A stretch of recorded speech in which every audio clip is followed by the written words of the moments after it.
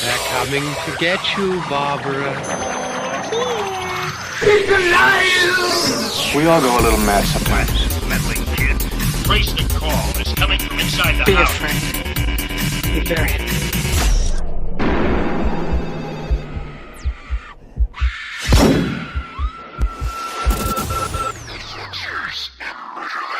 How's it going, people, and welcome to an all-new episode of Adventures in Murderland. We are an LGBTQ plus true crime comedy podcast hosted by me, Mike James, and the prepubescent orphan teenage boy to my ever-aging billionaire playboy, Alan Cassidy.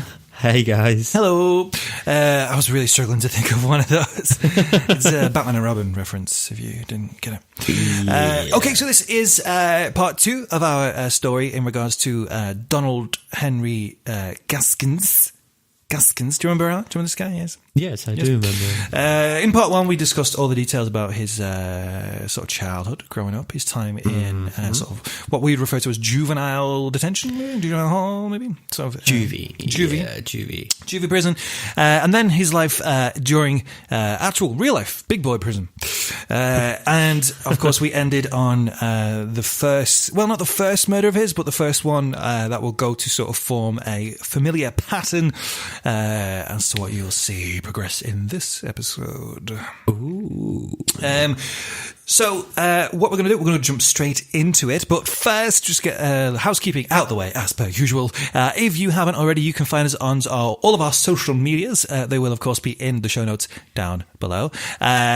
Twitter, at MurderlandPod, Facebook, Adventures in Murderland, or facebook.com/adventuresinmurderland. We also have a email address if you want to find us on that. It's literally just adventuresinmurderland@gmail.com. And also we do have an Instagram page as well. I always forget what we've called it. Yeah, Adventures in Murderland. Just find us. Pretty much everywhere. Just find us at Adventures in Murderland, apart from Facebook, really. Find us, join us, talk to us outside of the podcast. If you so wish, share with us your stories, any little spooky tales that you have from your own life, or anything like that. We're interested to know. We've already heard a few. We've already heard a few, and we're going to be recording the first. I know we said we're going to be doing it this week, but we didn't.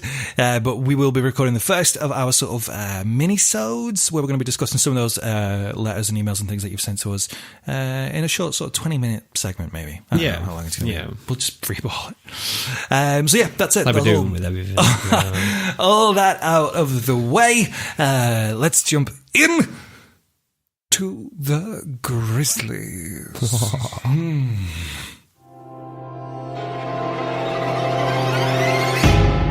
So by Christmas 1969, Donald had taken the lives of 2 more women, both of whom Donald could remember little about. After all, to him, they were nothing but a means to scratch an itch. Donald spent more and more nights prowling the coastal highways for potential victims, and one by one, each time he killed, he refined his craft, honing his skill in murder so much that he was eventually able to perform some of the most brutal and horrific acts imaginable on his victims, while still keeping them alive, screaming and begging for hours and sometimes even days on end. Sounds pretty darn totally brutal. Yes. He did experiment also with different types of torture methods, apparently inspired by whatever tools he could find at his local hardware store, which just gives you a bit of a vague idea of how gross and grisly those sort of things would have been. But there've been a saw and everything involved. Yeah, and all sorts of horrible, horrible things. Straight out of a horror movie, out of a Saw movie. Oh, Jesus. Yeah, and he was also disappointed when his victims would die before he wanted them to. So we're dealing with a pretty sick-twisted fuck. Yes. If we hadn't already guessed that from part 1, this guy's a sick-twisted fuck. He's mental. And the rest. The rest. Yeah. Now, despite sporadic incidents of violence with family and friends, Donald maintained that he never gave any real serious thought to killing a personal acquaintance. Okay. That was, Alan, until 1970. Oh. The most important thing about 1970 was that it was the year I started doing my serious murders. By serious murders, Alan, if you were wondering what he meant by serious. Because all murders areas. You would assume, well, in the mind of a sick, twisted fuck serial killer, things don't always work out the way they would in our minds, maybe. Twisted fuck. Yes, but serious murders to him meant murders that of people he knew and that would take more time and planning. So not just to go out, find someone, stabby, push you in the bush.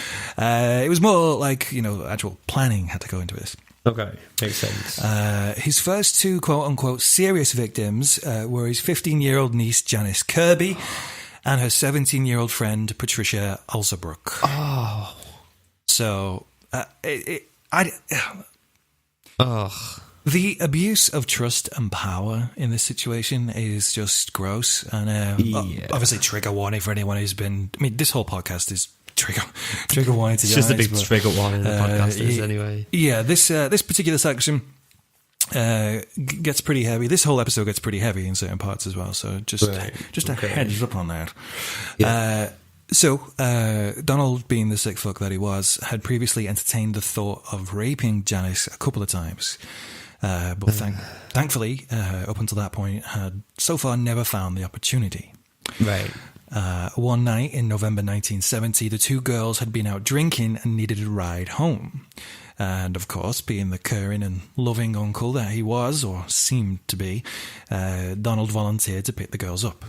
Instead, though, of taking them home, he took the girls to an abandoned house where he forced them to strip. Donald, he had slightly underestimated the girls, though, and they did actually manage to put up a heck of a fight, which good on them for doing so, even managing to beat him repeatedly with a board. But, of course, these girls were very young, and they were eventually overpowered by him. After raping both of them, he drowned the girls and buried them in separate locations. Oh, wow. It's heavy. I told you this is going to get heavy. I told you it was going to get heavy. Oh.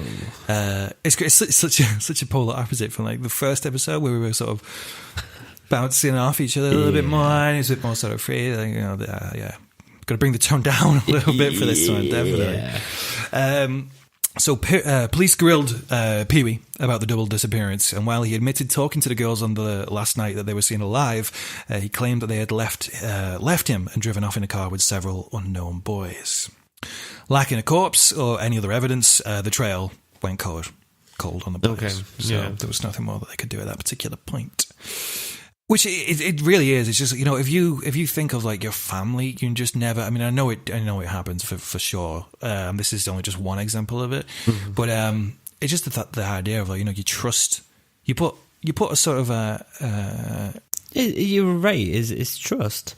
You put a trust into I was trying to think of the word. I was trying to think of it. It's like you trust them by default, usually, don't you? You just think your family is there to cover you, and they would never do anything by that. Yeah. So then, when these things come around, it's just like such a. I couldn't imagine even the fear that they must have had on that sort of flip reverse of that whole situation, where they think they're going to be cared for by their uncle and taken somewhere, and it's going to be a safe idea to drive with your uncle rather than a stranger. But then it just fucks flip reversed. Yep. Fuck. So a month later, Donald kidnapped, raped, and murdered Peggy Cutino. You do apologise if I pronounced that surname wrong. It's Cuttino. And she was also extremely young. She was the 13-year-old daughter of a politically prominent family.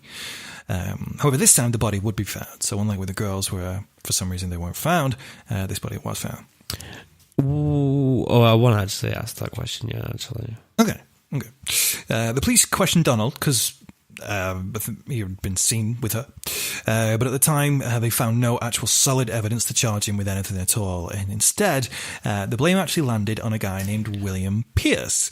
William Pierce had only recently been convicted to a life sentence in Georgia for a very similar offence, so they sort of put something together, and they saw, oh, this is very similar to this crime, but this dude did. Yeah.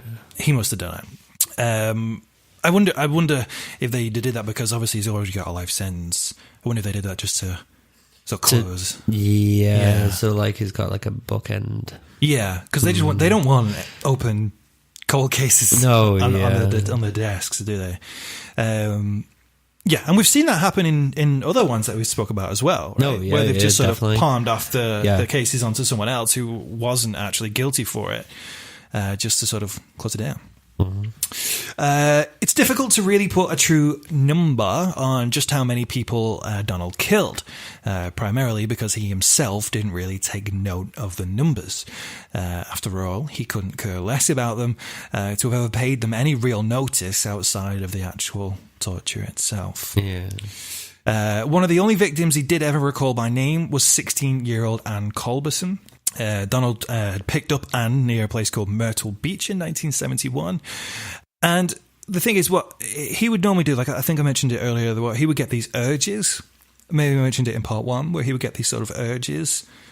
Where he would get like the pain in his groin and things like that. Yes. And then he would have to sort of seek out murder to relieve himself of that pain. So usually he would get these urges, then go out and hunt. But this time it sort of was the other way around, which was strange. Okay. He was just out and about having a super cash day. Super cash day. And as soon as he saw Anne, then he got the urge. So for some reason, whichever way, shape or form, it was triggered. It sounds very primal. It does, doesn't it? It point, sounds yeah. very like sort of animalistic, which I guess Yeah. it freaking is, right? It's like a twisted. It's like a tiger with Would have seen mental like illness. it's like I think it's just a tiger would have seen like the prey, and then you've gone, I'm hungry. I'm hungry. I'm hungry. I'm hungry. Which I actually am very hungry right now. Me too. so freaking hungry. So even though with Anne the whole the initiation of it and the sort of triggering of Donald's urges are different than the other people, unfortunately for her, the torture she endured was exactly the same as with the others. Donald was allegedly quite fond of her. And the way he's shown his affection to her was by stunning her over the head with a hammer before cutting her throat. Jesus Christ. Yeah, if that's how he showed his affection, I'd hate to see what he does when He hates somebody. doesn't like someone. Well, we will find that out, actually. Oh, okay. He later took Anne's body into the sticks and dropped her into quicksand. So I take it if it was in quicksand, that body was never recovered, right? Bodies do get recovered at some point, so that's why we know certain things. Okay. Donald interrupted the murder spree to marry his then pregnant girlfriend on January 1st, 1971. He goes through a lot of ladies. Yeah. Fuck. Because I think he's maybe had 2 or 3 wives maybe so far. I've lost count. Something like that, yeah. It's been quite a lot in a short space of time. Yeah. And I've not heard it about any divorce. So I think he's just...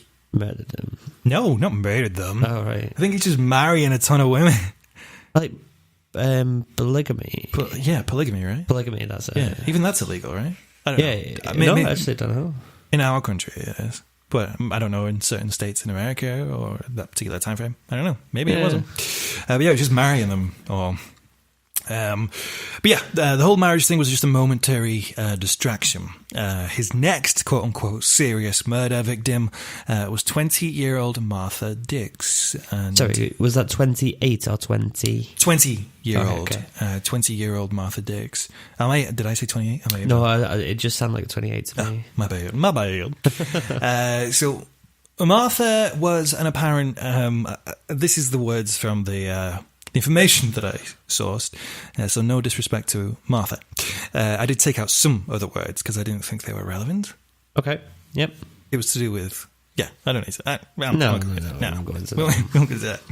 I try and be as nice and respectful to these people as possible. Yeah, that's what we aim to do. Anyway. Yeah, she seemed like a fine woman anyway. And apparently she was at what's called a hanger-on around the garage.